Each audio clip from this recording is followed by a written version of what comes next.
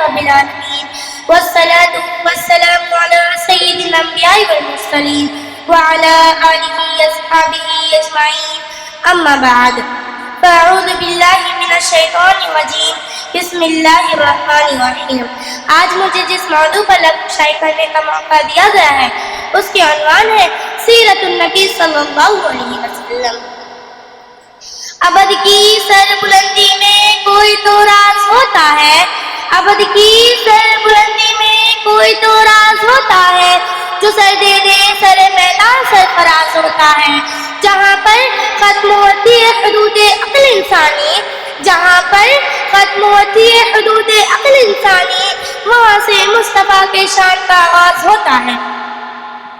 مجھ ناچیز کی کیا مجال کہ اس معجبین کی شان کو بیان کر سکوں کہ جب وہ مسکرائے تو والضحیٰ کمری میں لپٹے تو یا ایھا المزمل جس کے کبھی نہ آتی نہ کر کوثر کی بشارت کہیں ورفعنا لک ذکرک کی سعادت۔ وہ جس راہ گزرے سدرۃ المنتہا ٹھہرے، معراج میں جائے تو پہلے آسمان پر آدم علیہ السلام، دوسرے پر یحییٰ زکریا عیسیٰ، تیسرے پر یوسف، چوتھے پر ادریس، پانچویں پر ہارون، چھٹے پر موسیٰ، ساتویں پر حضرت ابراہیم علیہ السلام آپ کے استغفار کے منتظر ہوں۔ وہ جس کے لیے خود اللہ تعالیٰ سلامتی بھیج کر فرمائے السلام علیکم ایھا النبی رحمۃ اللہ وبرکاتہ۔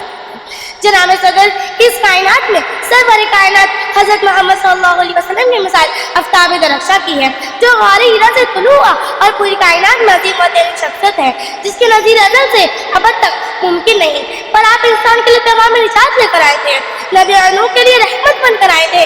میرے نبی وہ نبی تھے کہ جس کی امت ہونے کی خواہش تمام انبیاء کو تھی، اور ہم کتنے خوش قسمت ہیں، ہمیں سعادت کی مانگی مل گئی۔ ہمارے پیدا ہوتے ہی ہمارے کانوں میں اذان دے دی جاتی کہ مبارک ہو تم اس نبی کی امت ہو جس پہ خالق دو جہاں کو بھی ناز ہے۔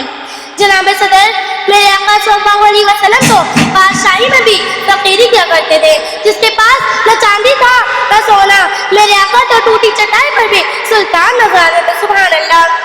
میرے نبی کے نگاہوں میں بجلی، لبوں پر تبسم اور چہرے پہ نور تھا، میرے نبی تو سادہ لباس میں بھی ذیشان نظر آتے تھے۔ جناب صدر آپ کی شخصیت میں، آپ کی طبیعت میں نبی واجدی اور شخصیت میں وقار تھا، آپ اندھیرے کی تاریکی میں سورج بن کے چمکتے تھے، آپ کی سیرت کی مثال تھی، حسن بجمال تھا اور کردار ایسا تھا کافر بھی فدا ہو جاتے تھے آپ کی صداقت پر۔ جناب صدر میرے نبی صلی اللہ علیہ وسلم محمد کا پیغام تھے، اندھیری تاریکی بستی میں سورج بن کر چمکتے تھے، آپ کی اندھیری تاریکی بستی میں سورج بن کر چمکتے تھے، گنہگار بستی میں سلامتی بن کر آئے تھے۔ میرے نبی صلی اللہ علیہ وسلم وہ شخص تھے کہ جس کے دم سے پوری دنیا کے ہر کونے میں اجالا پھیلا۔ کسی نے تو کسی شاعر نے کیا خوب کہا ہے، حضور آئے تو اندھیروں سے نکل کر روشنی میں آ گئی دنیا، حضور آئے تو اندھیروں سے نکل کر روشنی میں آ گئی دنیا، چھوٹے ذہنوں سے زنگ اترا، بچے چہروں پہ نور آیا، حضور آئے تو لوگوں کو جینے کا شعور آیا۔ جناب صدر جب میں سیرت نبی کی بات کرتی ہوں تو میرے ذہن میں مکہ کا وہ منظر گھومتا ہے۔ میرے نبی تو مکہ کے ان ظالم کفاروں کے نشانے پر تھے، مگر ارادے بلند تھے، حوصلہ چٹان کی طرح تھی اور یقین بس خدا پر تھا۔ اس لیے تو کسی شاعر نے کیا خوب کہا ہے، یہ ارادے جن کے پختہ ہو نظر جن کی خدا پر ہو، ارادے جن کی پختہ ہو نظر جن کی خدا پر ہو، طلاقم خیز موجوں سے وہ گھبرایا نہیں کرتے۔ جناب صدر اگر میں اس موضوع پہ تفصیل سے بات کرنے لگوں تو سورج ڈھل جائے، دن ختم ہو جائے، مگر یہ موضوع اپنے کام تک نہیں پہنچے گا۔